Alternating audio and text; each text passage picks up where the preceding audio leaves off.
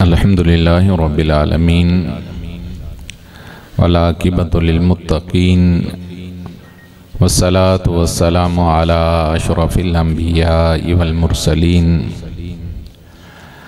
व अला आलिहि तय्यिबीन अत्ताहिरीन व अस्हाबिहिल मादिय्यीन अजमाइन।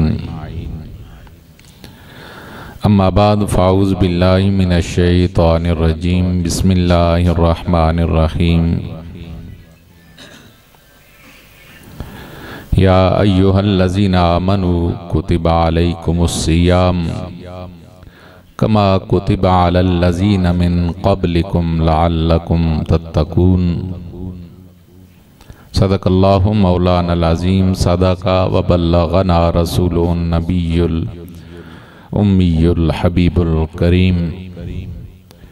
बारगाह रिसालत माब सल्लल्लाहु अलैहि वालिहि वसल्लम में मोहब्बत व अकीदत के साथ सारे आबाब दरूद व सलाम का नजराना पेश कीजिए। अल्लाहुम्मा सल्लि अला सय्यदिना व मौलाना मुहम्मदिन व अला आलि सय्यदिना व मौलाना मुहम्मदिन व बारिक व सल्लिम व सल्लि अलैहि। अस्सलातु वस्सलामु अलैका या सय्यदी या रसूलल्लाह व अला आलिका व अस्हाबिका या सय्यदी या हबीबल्लाह। अस्सलातु वस्सलामु अलैका या शफीअल मुज़निबीन व अला आलिका व अस्हाबिका या रहमतल लिल आलमीन। जी एहतशाम व एहतराम मुअज़्ज़ज़ व मोहतशम हज़रात उलमाए किराम, काबिल तकरीम मुअज़्ज़ज़ बरादरान इस्लाम, बिहम्दिल्लाहि ताला हम तहरीके हय्या अलल फलाह के ज़ेरे तमाम माहाना तरबियती प्रोग्राम हय्या अलल फलाह आओ दोनों जहानों की कामयाबी की तरफ इस पाकीज़ा प्रोग्राम में हम जमा और हाजिर हैं।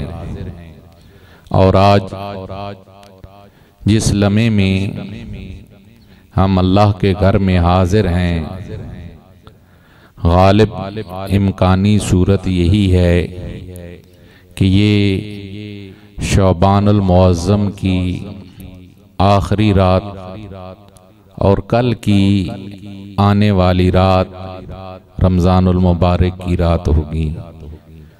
अल्लाह करीम की बारगाह में दुआ है कि अल्लाह करीम हम सब को रमज़ानुल मुबारक तक पहुँचना नसीब फरमाए।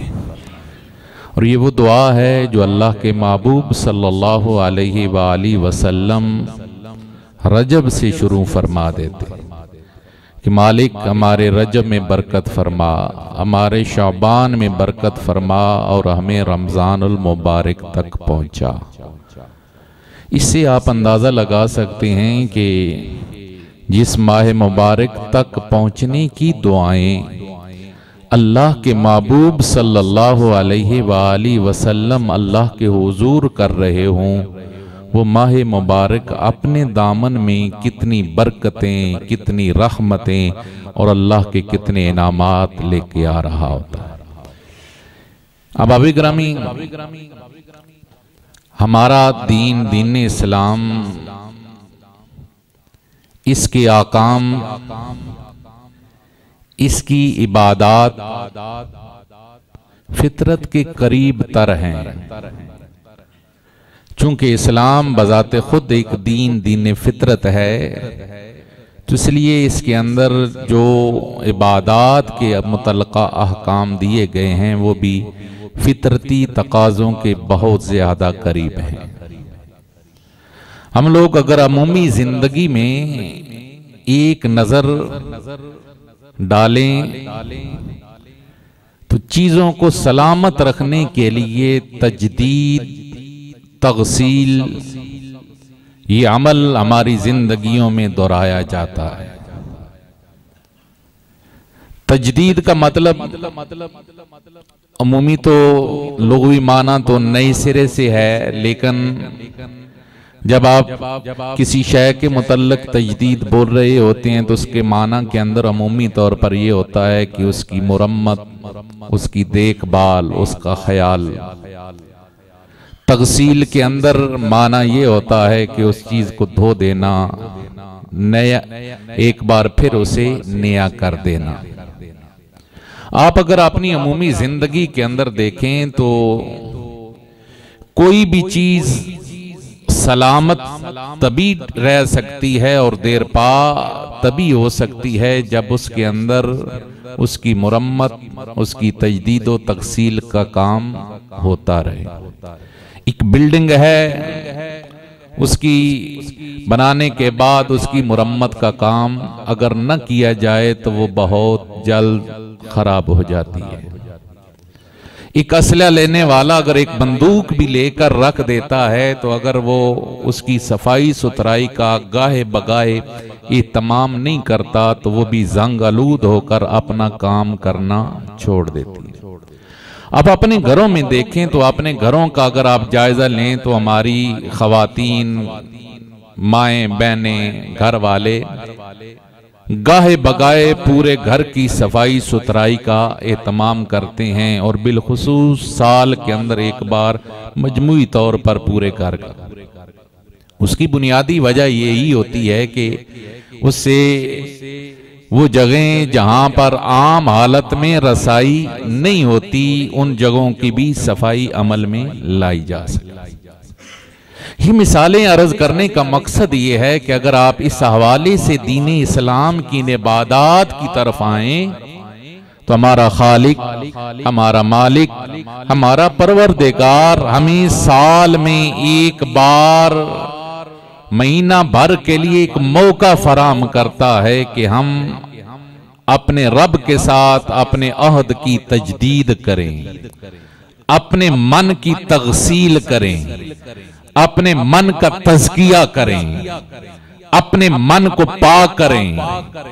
जैसे घरों में पड़ी हुई चीजें वहां वो जंग आलूद, अबर आलूद, खाक आलूद हो जाती हैं, ऐसे ही टाइम गुजरने के साथ साथ हमारी जिंदगियों में रोजमर्रा होने वाली जो हमसे कोताहियां हैं, जो झक्खड़ पड़ रहे हैं, वो झक्खड़ जैसे घरों को वहां पे गर्द डाल देते हैं, ऐसे ही गुनाहों के झक्खड़ हमारे मन को,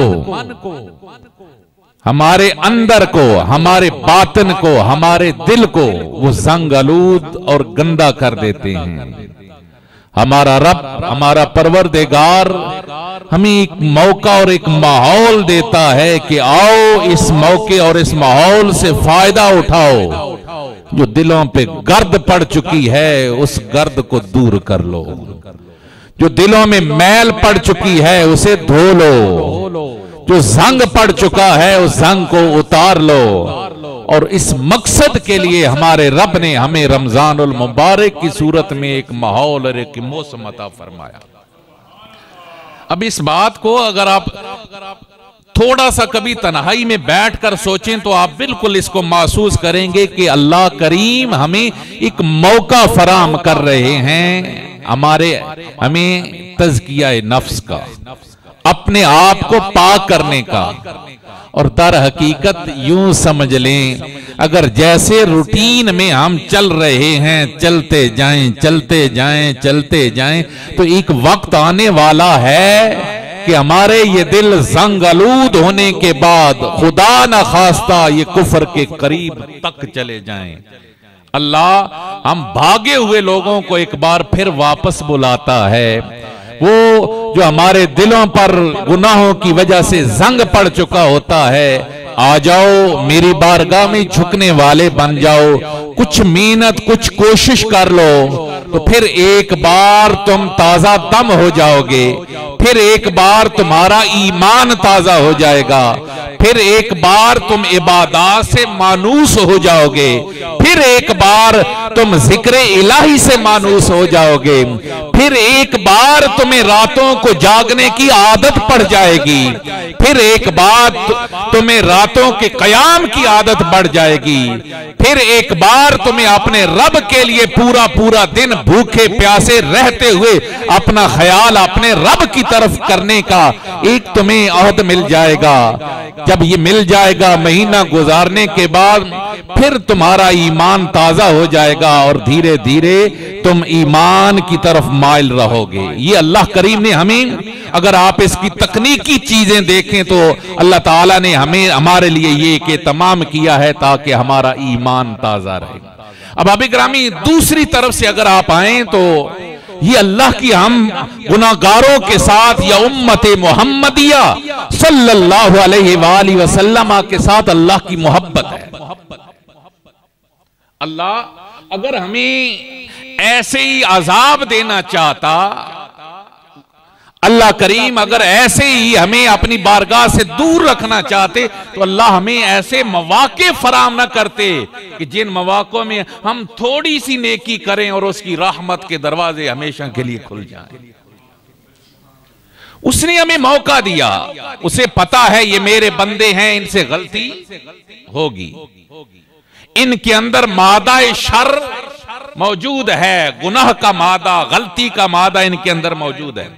कभी ये भूल के करेंगे, कभी ये जानबूझ के करेंगे, कभी इरादा होगा, कभी इरादा नहीं होगा, कभी शहवात से मगलूब होकर मेरी बारगाह से दूर चले जाएंगे। अल्लाह ने हमें हफ्ता में एक मौका दिया, फरमाया जुमा के दिन, हर जुमा में एक साथ ऐसी आती है कि जिसमें जो दुआ की जाती है अल्लाह हर उस दुआ को कबूल फरमा लेता है।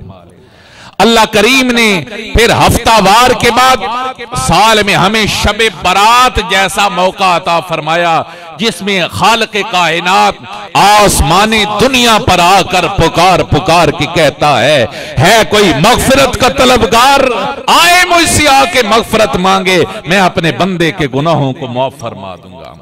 और फिर हमारे खालिक व मालिक ने हमें सबसे बड़ा तोहफा हमारी बख्शिश के लिए और अपनी इनामात और अपनी रहमतों से हमें माला माल करने के लिए अल्लाह ने हमें जो सबसे बड़ा तोहफा अपने महबूबे करीम सल्लल्लाहु अलैहि वसल्लम के तवस्सुल से अता फरमाया वो रमजान मुबारक है। अपने सुना एक नफल पढ़ो, अल्लाह फर्ज पढ़ने का बोलिए सवाब अता फरमाता है।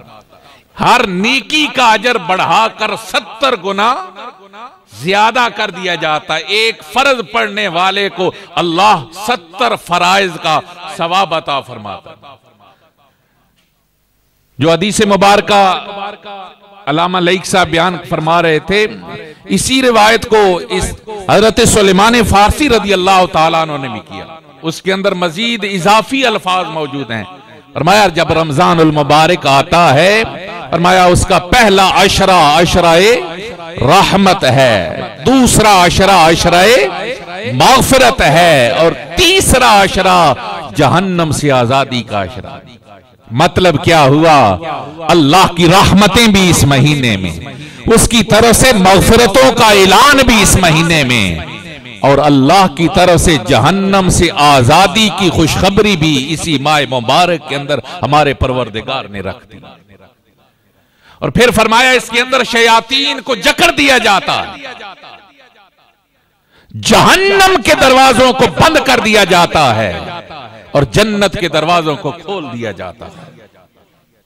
और फरमाया इसके अंदर एक रात ऐसी रात है कि जिस एक रात की इबादत को अल्लाह रब्बुल आलमीन ने 1000 महीनों की इबादत से अफजल और बेहतर करार दिया। अब आप ईमानदारी से एक लम्हा के लिए सोचें कि एक स्पेशल स्कीम चले भूखे नंगे लोगों के लिए और ऐलान भी बार बार कर दिया जाए कि अपने घरों को भर लो, जखीरा कर लो। वो कितना मालूम है कि वो स्कीम चल भी रही है, मुफ्त में चीजें तकसीम भी की जा रही है और वो अपने आप को घर में बंद करके रखता है और उस स्कीम से फायदा नहीं उठाता, बाद में सिवाय पछतावे के उसके हाथ में कुछ आता नहीं है। ये तुम्हारे रब की तरफ से मगफिरत की एक स्कीम है, तुम्हारे रब की तरफ से अपनी इनायात अपने बंदों तक पहुंचाने का एक वाज़ेह ऐलान है। और उसने बतला भी दिया है, मेरे बंदो, इन्ना अंज़लनाहु फी लैलतिल क़द्र वमा अदराका मा लैलतुल क़द्र लैलतुल क़द्र खैरुम मिन अल्फ शहर। उधर वो बयान किया, इधर फरमाया शहर रमज़ान अल्लज़ी उन्ज़िला फ़ीहिल क़ुरआन। ये मेरा बरकतों वाला महीना रमजान वो महीना है जिसके अंदर हमने अपने कुरान को नाज़िल फरमाया। अब दूसरी जानिब अल्लाह का महबूब हमें एक बार नहीं बार बार हमें बतला रहे हैं रमजान की ये बरकतें, और वो अब मशहूर मारूफ हदीस मुबारका जहां बरकतें, जैसे मैंने अर्ज किया ना कि महरूमी के अलावा उसके हाथ में कुछ नहीं आता। हुजूर रहमत आलम सल्लल्लाहु अलैहि वसल्लम मिंबर पे जलवा फरोज होते हुए पहली सीढ़ी पे कदम रखते हुए फरमाया आमीन, दूसरी पे रखा फरमाया आमीन, तीसरी पे रखा फरमाया आमीन। सहाबा इकराम ने अर्ज किया, या रसूल अल्लाह सल्लल्लाहु अलैहि वसल्लम, आज इस दुआ की आमीन कहने की वजह क्या है? फरमाया जिब्रील अमीन हाज़िर खिदमत हुए, अर्ज किया, या रसूल अल्लाह सल्लल्लाहु अलैहि वसल्लम, मारूम रहे और हलाक हो जाए वो शख्स जो अपने वालिदैन को बुढ़ापे के आलम में पाए और वो उनकी खिदमत करके अपने आप को जन्नत का मुस्तहिक और हकदार ना बना ले। मैंने कहा आमीन। दूसरी सीढ़ी पे कदम रखा तो जिब्रील अमीन ने अर्ज किया, या रसूलल्लाह, हलाक हो जाए वो शख्स जिसके सामने आपका नाम गिरामी, इसमें गिरामी मोहम्मद सल्लल्लाहु अलैहि वसल्लम, सब बोलिए सल्लल्लाहु अलैहि वसल्लम, आपका इसमें गिरामी लिया जाए और वो आप पर दरूद व सलाम पढ़कर अपने आप को जन्नत का हकदार न बना ले। मैंने कहा आमीन। और तीसरे मौके पे जिब्रील अमीन ने अर्ज की, या रसूल अल्लाह, वो शख्स भी हलाक हो जाए जिसकी जिंदगी में रमजानुल मुबारक आए और वो अपने आप को अपने रब को राजी करके अपने आप को जन्नत का हकदार न बना ले। मैंने कहा आमीन। आप अंदाजा फरमाएं, जिब्रील अमीन फरिश्तों का सुल्तान दुआ करने वाला है और नबियों का इमाम उस पर आमीन कहने वाला है उस दुआ की कबूलियत में। और अगर आप मफहूम मुखालिफ की तरफ जाएं, सीधा माना तो आपको समझ में आ गया ना, महरूम हो गया वो शख्स जिसने मां बाप की खिदमत न की, महरूम रहा वो शख्स जिसने हुजूर की जात अक़दस पे दरूद न पढ़ा, और महरूम रहा वो शख्स जिसकी जिंदगी में रमजानुल मुबारक आया और उसने अपने आप को जन्नत का हकदार न बनाया। तो अगर इसका दूसरा मफहूम सामने वाला लें तो फिर मतलब यह हुआ, आबाद हो गया वो शख्स जिसने अपने वालिदैन को बुढ़ापे में पाकर उनकी खिदमत कर ली, और बख्त वाला हो गया वो इंसान जिसने अपने महबूब का नाम सुनकर हुजूर की जात अक़दस पे दरूद व सलाम पढ़ा। किस्मत वाला बन गया वो शख्स जिसकी हयात के अंदर जिंदगी में एक बार भी रमजान आया और उसने रमजान की कदर करके अपने आप को जन्नत का मुस्तहिक बना ली। गोया अगर न करने वाला महरूम है तो करने वाला खुदा की कसम अल्लाह की रहमतों का मुस्तहिक है, उस पर अल्लाह की रहमतों के दरवाजे खोल दिए। तो अब अबे ग्रामी हुजूर रहमत आलम सल्लल्लाहु अलैहि वसल्लम ने इरशाद फरमाया जब रमजानुल मुबारक ज़मीन पे आता है तो अल्लाह जन्नत के दरवाजों को खोल देता है और जन्नत में एक खुशबूदार हवा चलती है। जन्नत की हूरें दौड़ के जन्नत के दरवाजे पे आती हैं, अर्ज करती हैं, मालिक ये आज कैसी खुशबूदार हवा जो जन्नत के अंदर चलाई गई। अल्लाह करीम फरमाते हैं, मेरे जमीन पर ईमान वालों पर मेरा माह मुबारक रमजानुल मुबारक आ गया है, मैंने उसकी आमद पर जन्नत के दरवाजे खोल कर जन्नत में ये खुशबूदार हवा चला दी है। अब अभी ग्रामी, अब देखिए ना, रहमतें बरस रही हैं। हमें सबसे बढ़कर रोकने वाला जो हमारा दुश्मन है वो शैतान है। हमारा सबसे बड़ा दुश्मन शैतान है। शैतान के बाद हमारा बड़ा दुश्मन हमारा नफ्स है जो हमें बुराइयों की तरफ खींच के जाता है। हमारे बड़े दुश्मन को तो कैद कर दिया गया, जंजीरों में जकड़ दिया गया, लेकिन अब एक दुश्मन हमारा बाकी है और वो नफ्स है। अगर हम थोड़ी सी भी देखें ना, आसानी हमारे लिए हो गई, हमारे लिए नेकी करना आसान हो गया, नेकी का माहौल आ गया। अब अगर हम थोड़ी सी भी मेहनत करने लग जाएंगे तो हमारे लिए और ज्यादा नेकी आसान हो जाएगी। हम क्या करते हैं, रमजानुल मुबारक आ रहा है, पिछले 15 दिनों से रमजानुल मुबारक की तैयारियां शुरू हैं, और वो तैयारियां पता क्या शुरू हैं? प्याज 250, 300 से 400 तक पहुंच चुका। ताजरों ने जखीरा अंदोजी 15 दिन पहले से शुरू कर दी है, और घरों के अंदर जो तैयारी हो रही है वो भी यही हो रही है, खाने पकाने के लिए सारा सामान हम तैयार करके रख लें। शाम अफ्तारी किससे करनी है, सुबह सहरी किससे करनी है, ये सारी तैयारियां हैं। लेकिन सारी हमारी तैयारियों में अगर कोई तैयारी नहीं है तो वो हमारी सोच में ये नहीं है कि मैं किस तरीके से अपने आप को तैयार करूं कि मैं इस दफा रमजानुल मुबारक में अल्लाह की ज्यादा से ज्यादा इबादत कर सकूं। क्या हमने कभी ये भी सोचा है इस्लाम में, एक छोटे से लेकर एक बूढ़े तक, एक बच्चे से लेकर एक जवान तक, एक मर्द से लेकर एक औरत तक, क्या हमने इस जानिबी 2-4 मिनट 10 मिनट कभी दिए हैं कि रमजान में आ रहा है, मैंने इसके अंदर क्या क्या नेकी करनी है, पिछले साल मेरे से क्या क्या मारूमियां रही, क्या क्या मैं नहीं कर सका, और इस साल मैंने क्या क्या करना। हम नहीं सोच रहे तो सिर्फ इस बारे में नहीं सोच रहे। इस्तिकबाले रमजानुल मुबारक के प्रोग्राम के इनेकाद का मकसद ये है हम अपने आप को मेंटली तौर पर तैयार करें कि मैं अपना ज्यादा से ज्यादा टाइम किस तरीके से मैनेज करके अपना ज्यादा टाइम अपने रब की याद में गुजार सकता हूं, मेरा किस तरीके से ज्यादा टाइम अल्लाह की मोहब्बत में गुजर सकता है।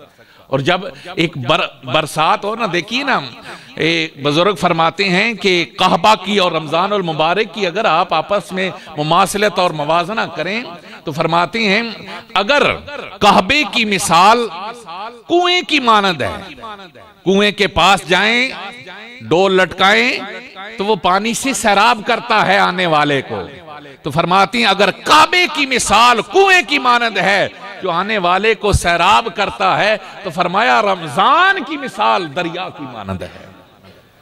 उसमें डोल लटकाना पड़ता है, तकल्लुफ करना पड़ता है, वहां जाना पड़ता है, लेकिन दरिया के पास अगर तू पहुंच गया तो फिर तुझे तरद्दुद की जरूरत नहीं होती, पानी तेरे सामने वाफर मिकदार में मौजूद होता है। और फरमाती हैं अगर काबे की मिसाल दरिया की मानद है तो फिर रमजानुल मुबारक की मिसाल अल्लाह की बारिश की मानद है कि दरिया के पास फिर चल के जाना पड़ता है पानी के हुसूल के लिए, और बारिश घरों तक पहुंच जाती है। रमजानुल काबे के पास आपने पैसा खर्च किया, पहुंचे, वहां तक तकल्लुफ करके पहुंचे, यकीनन वहां से भी रहमतें मिलती हैं, लेकिन रमजान बारिश की तरह तेरे घर में पहुंचा, तुझे तकल्लुफ नहीं करना पड़ा, तू खुद रमजान तेरे पास चल के आ गया है। लेकिन मसला ये है अगर बारिश बरस रही हो, बंदे ने बर्तन को उल्टा करके रख दिया हो और सुबह वो शिकवा करता हुआ नजर आए मेरे घर में तो बारिश हुई ही नहीं है, मेरा देखो बर्तन खाली है, लोग कहेंगे नादान, नादानी तूने खुद की है, तूने बर्तन अपना खुद उल्टा रखा है, तू अपना बर्तन खुला रखता तो तेरा बर्तन भी बारिश के पानी से भर जाता। अहबाब किस्मत वाला है वो इंसान जो रमजानुल मुबारक की आमद पर अपने दिल के बर्तन को खोल देता है, और जो दिल के बर्तन को खोल देता है अल्लाह की रहमतों से उसका दिल उसके अल्लाह की रहमतों से वो भर जाता है, माला माल हो जाता है।